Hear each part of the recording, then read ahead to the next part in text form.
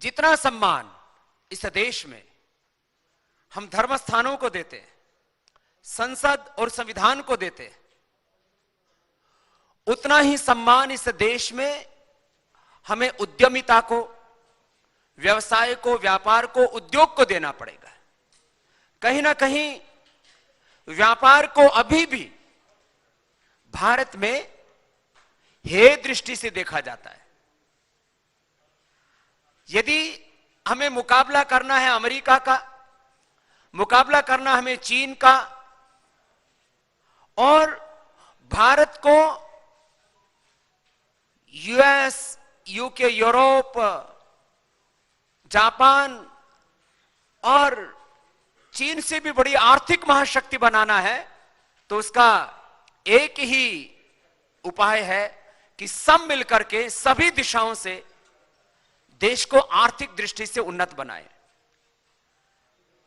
यदि प्रत्येक क्षेत्र में 20% प्रतिवर्ष की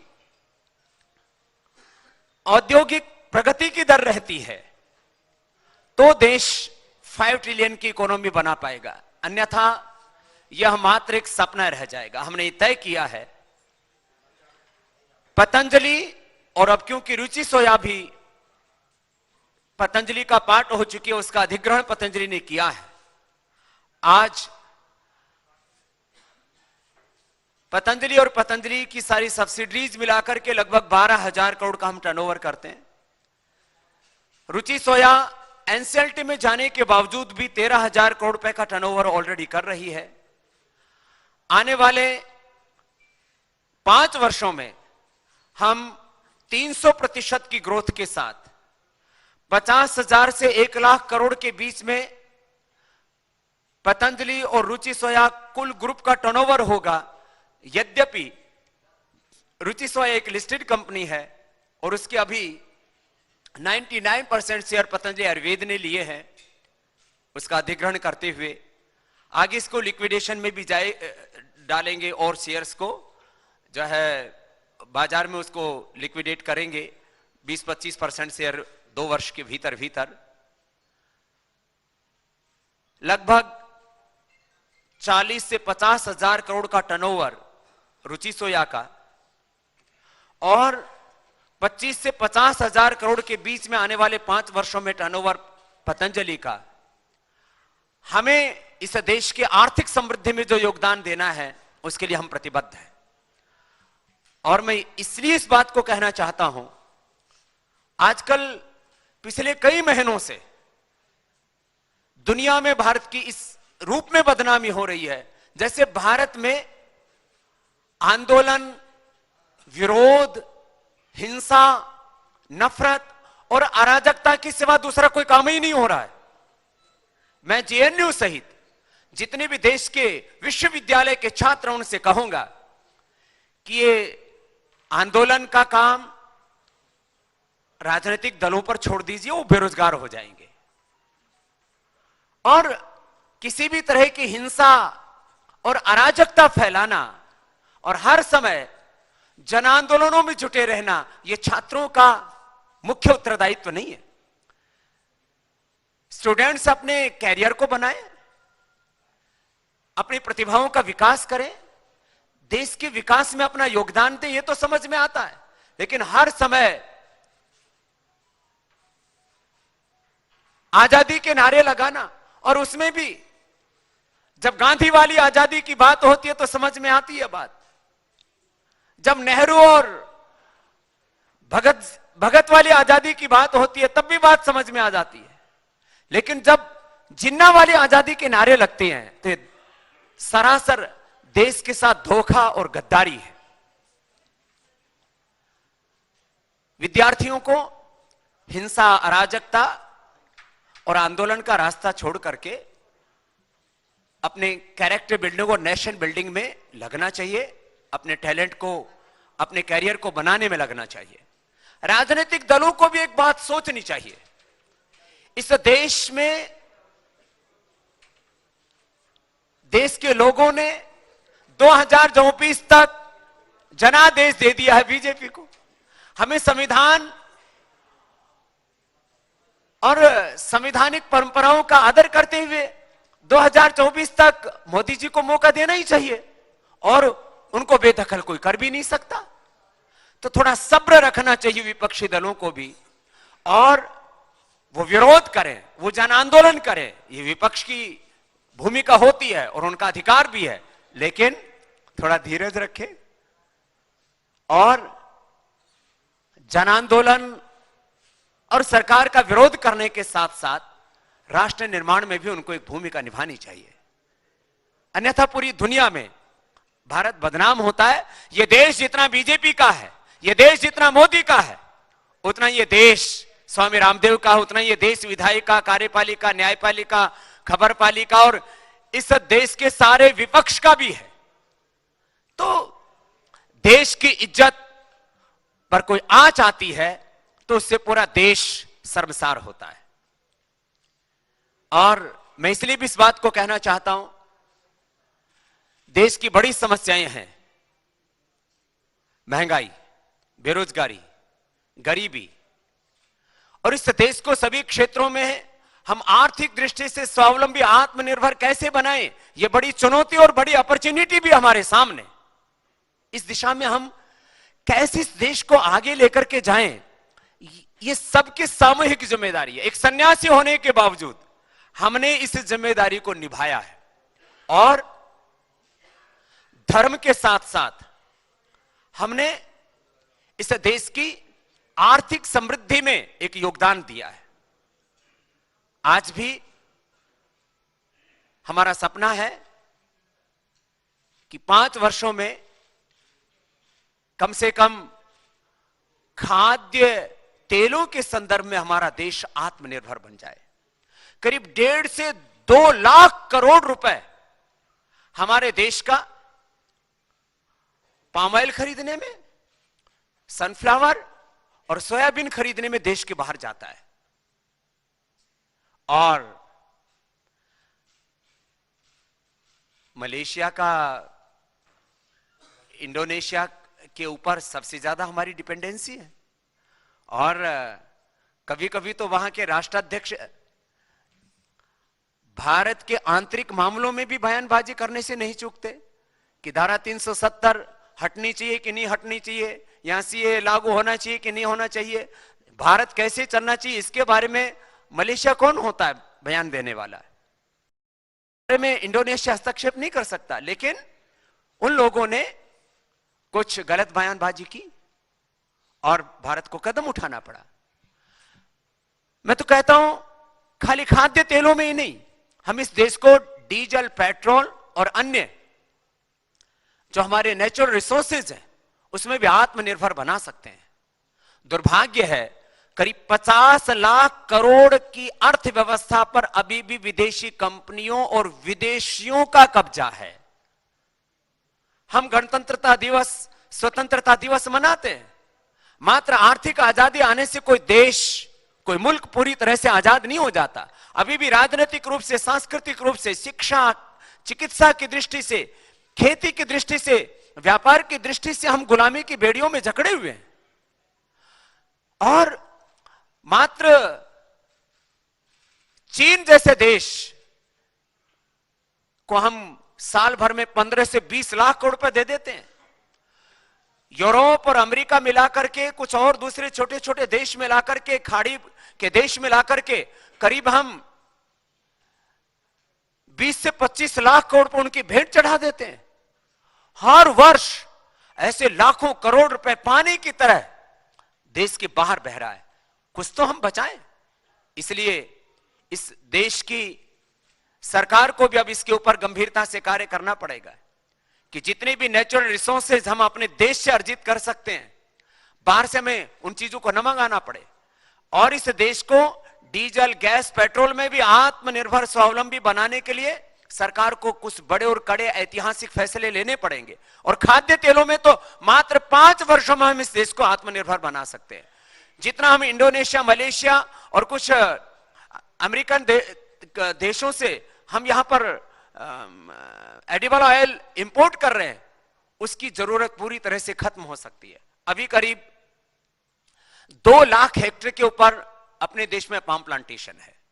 यदि हम इसको 5 वर्षों में 10 गुना बढ़ा लेते हैं, और यह बढ़ाने की क्षमता हमारे देश में है, माने जितने भी कोस्टल एरियाज हैं देश के, और उसमें भी खास करके आंध्र प्रदेश, तमिलनाडु, कर्नाटका, कुछ हिस्सा तमिलनाडु का, असम और पूरा नॉर्थ ईस्ट, अरुणाचल, मणिपुर, त्रिपुरा, वहां पर पाम प्लांटेशन की प्रचुर संभावनाएं हैं।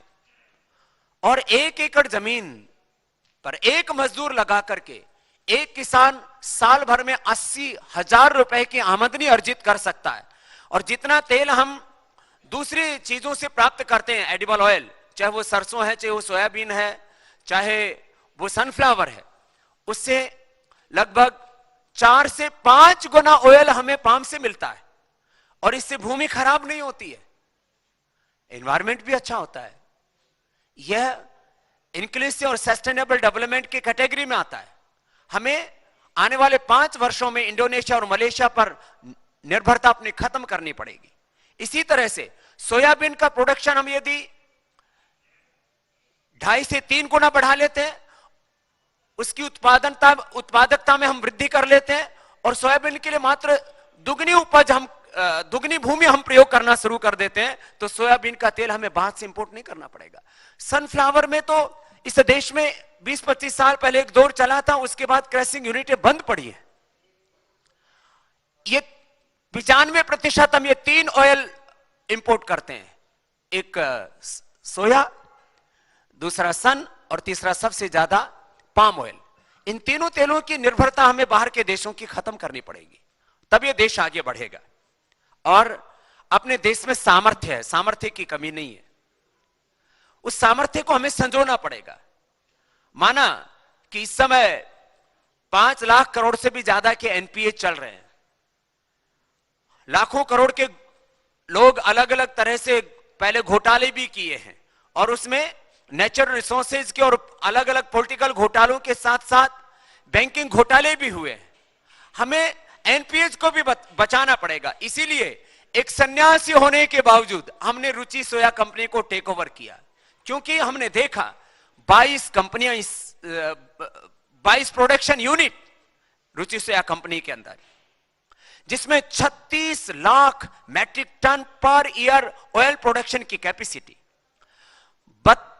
और 32 लाख टन तो सोया सीड के क्रैसिंग की कैपेसिटी। जो कंपनी 13,000 करोड़ का टर्नओवर कर रही है, 28,000 करोड़ का टर्नओवर जिस कंपनी ने किया हुआ है, जिस कंपनी के माध्यम से 1 लाख से ज्यादा किसान पाम ऑयल की खेती से जुड़े हैं, बाकी कुल मिलाकर के कई लाख किसान जिस कंपनी के साथ जुड़े हैं, सोया के और दूसरे मस्टर्ड के उत्पादन करने वाले, जिसके साथ में करीब करीब 20 से 25 करोड़ उपभोक्ता जुड़े हैं। आज यदि रुचि गोल्ड और सनरीच, सोयम और रुचि स्टार, महाकोश, न्यूट्रिला, इन्हीं ब्रांड्स की बात की जाए तो करीब 25 करोड़ घरों तक रुचि की रीच थी। इसी तरह से पतंजलि के, चाहे वो च्यवनप्राश है, चाहे वो हनी है, चाहे कच्ची घानी सरसों का तेल है, चाहे घी है गाय का, या दंत कांति और केश कांति ने तो उन एमएनसीज के जो सैकड़ों वर्षों से इस देश में जड़ें जमा करके बैठी थी, उनको कोई चुनौती नहीं दे पाया। हमने उनको चुनौती नहीं दी, हमने उनकी जड़ें हिला करके रख दी। और अभी एक अलग अलग एरियाज के अंदर 25 से लेकर के और 75% मार्केट शेयर, चाहे वो टूथपेस्ट कैटेगरी है, चाहे वो हेयर कैटेगरी है, या जो है स्किन केयर कैटेगरी है, उसमें पतंजलि ने लिया है। और विदेशी कंपनियों को एक जबरदस्त चुनौती देकर के उनको पराजित भी किया है। और करीब हम 25 करोड़ उपभोक्ताओं तक पहुंचे हैं पतंजलि के माध्यम से भी और रुचि सोया के माध्यम से। आगे लक्ष्य हमारा 5 वर्षों में 50 करोड़ लोगों तक पहुंचना और उनको क्वालिटी प्रोडक्ट देना, नेचुरल प्रोडक्ट देना। क्योंकि ज्यादातर कंपनियां देश को एक बाजार समझती हैं और दुनिया का सबसे बड़ा बाजार आज भारत माना जाता है औद्योगिक दृष्टि से, व्यावसायिक दृष्टि से। लेकिन पतंजलि के लिए देश एक बाजार नहीं, देश एक परिवार है। इसी भावना से हमारे पूज्य आचार्य बालकृष्ण जी हो, स्वामी रामदेव हो या पूरा पतंजलि परिवार हो, रुचि परिवार काम करता है। और हम पतंजलि योगपीठ स्वयं एक ट्रस्ट है, रुचि स्वयं एक कंपनी होने के बावजूद भी हम इसको राष्ट्र निर्माण का मंदिर मानते हैं, पतंजलि को, रुचि सोया को। अपने कर्म को अपना धर्म मानते हैं। हम किसी भी प्रकार के ढोंग, आडंबर, पाखंड, अंधविश्वास और भेदभाव में विश्वास नहीं रखते। इसलिए ब्राह्मण, क्षत्रिय, वैश्य, शूद्र, दलित, आदिवासी और वनवासी, हिंदू, मुसलमान, सिख, ईसाई, किसी मत, पंथ, संप्रदाय और जाति के नाम पर कभी भी हमने कोई देश में नफरत, घृणा नहीं फैलाई, कोई भेदभाव नहीं किया, स्त्री और पुरुष के नाम पर भी। आज देश को इसकी आवश्यकता है और देश के सामने चुनौतियां हैं कि हम सभी प्रकार के भेदभाव को देश से मिटा करके सबको समान रूप से आर्थिक समृद्धि के अवसर मिले, सबके जीवन उन्नत हो और देश में जितना भी, चाहे वो आर्थिक रूप से, चाहे सामाजिक रूप से, चाहे राजनीतिक रूप से जो अन्याय है, किसी भी प्रकार का शोषण है, उस भेदभाव को दूर करके सबको बराबरी से देश में जीने का हक मिले और देश के हर एक नागरिक को इतने गौरव के साथ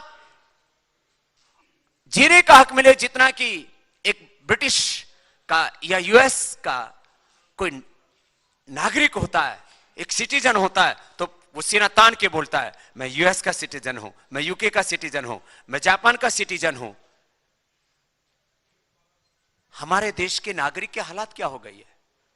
यहां मर्डर होते हैं, यहां रेप होते हैं, यहां पर सामाजिक समरसता बिगड़ते, उसी में सैकड़ों लोगों की मौतें हो जाती हैं।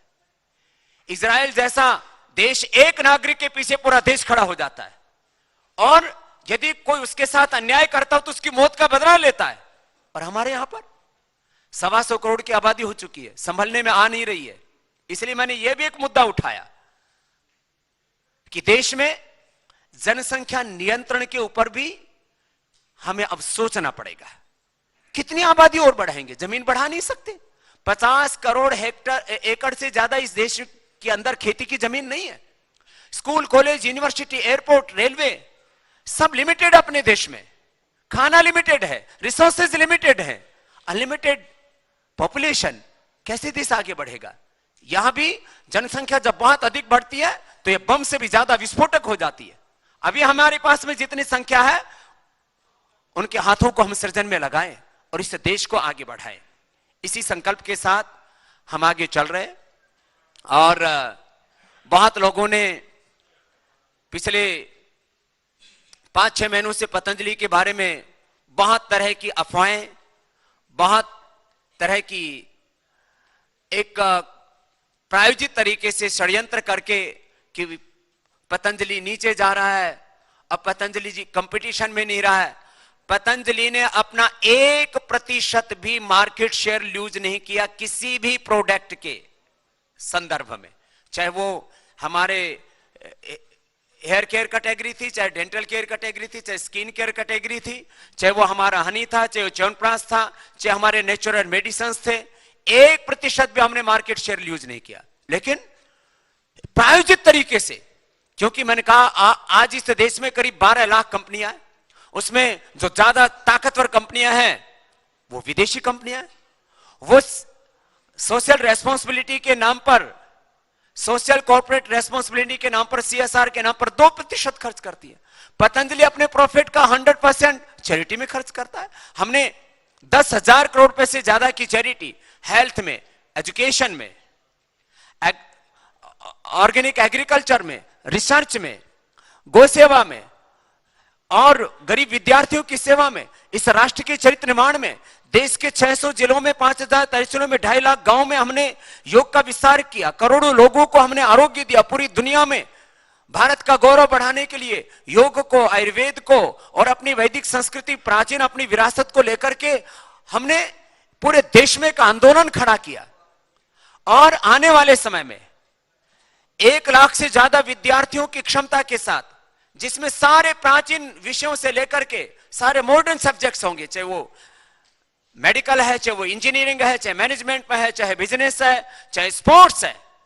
माने मेडिकल की सभी ब्रांचेज, इंजीनियरिंग की सभी ब्रांचेज, बिजनेस की सभी ब्रांचेज, मैनेजमेंट की सभी ब्रांचेज के साथ दुनिया का सबसे बड़ा विश्वविद्यालय बनाने का हमारा सपना है। और ये एनसीआर क्षेत्र में ही होगा। 10,000 करोड़ की चैरिटी तो हमने पहले की है, आगे मेरे जीवन काल में 1 लाख करोड़ रुपए की चैरिटी हम पतंजलि के माध्यम से करें, यह हमारा संकल्प है। इसके लिए हम लोग काम करते हैं 18-18 घंटा, और यह काम आगे और बढ़ेगा। चाहे वो भारतीय शिक्षा बोर्ड के माध्यम से बच्चों को शिक्षा और संस्कार देने की बात हो, चाहे पतंजलि के अलग अलग शिक्षा प्रकल्प, आचार्य कुलम, पतंजलि विश्वविद्यालय, पतंजलि गुरुकुलम। अपने जीवन काल में हमारा सपना है कि हम 1 करोड़ से ज्यादा इस देश में प्रतिभावान नागरिक तैयार करके एक अच्छा व्यक्तित्व और अच्छा नेतृत्व उनमें पैदा हो और उनका लोहा पूरी दुनिया माने।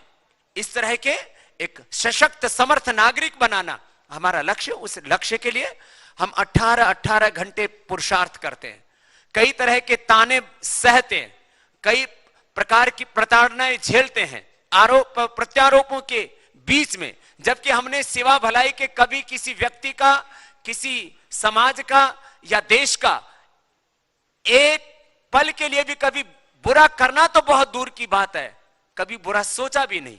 उसके बावजूद भी संघर्षों के बीच में, चुनौतियों के बीच में हम आगे बढ़ रहे हैं और इस देश को बहुत ऊंचाई तक ले जाने का हमारा संकल्प है। मैं एक बार पुनः यह आह्वान करता हुआ कि यह देश हम सब का है, हम सब मिलकर के विभिन्न दिशाओं से राष्ट्र निर्माण के लिए कदम उठाएं। इस समय कुछ बड़ी चुनौतियां हैं देश में। जब भी मैं किसी मंच पर जाता हूं तो एक बात उठती है कि देश आर्थिक दिशा में किस तरह से आगे बढ़ रहा है, इसमें मंदी है कि तेजी है कि आर्थिक चुनौतियां क्या है, तो सबको पता है। पूरी दुनिया में आर्थिक चुनौतियां हैं, देश में भी है।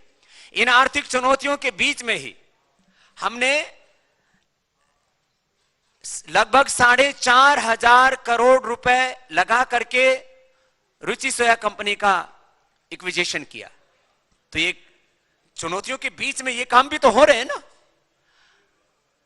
पूरी दुनिया में भारत को लेकर के प्रश्न उठ रहे हैं कि प्राइवेट सेक्टर से लेकर के, बैंकिंग सेक्टर से लेकर के, जितने भी हमारे आर्थिक गति को रफ्तार देने वाले जो संस्थाएं हैं, कहीं ना कहीं अविश्वास का वातावरण है। मैं एक बात को प्रामाणिकता पूर्वक कहना चाहता हूं कि हम पर बैंकों ने भी विश्वास किया और बिना किसी राजनीतिक हस्तक्षेप के, चाहे वो एसबीआई है, चाहे पीएनबी है, सिंडिकेट है, यूनियन बैंक और इलाहाबाद बैंक ने हमको मदद की। जो पतंजलि को करना चाहिए था वो पतंजलि ने किया।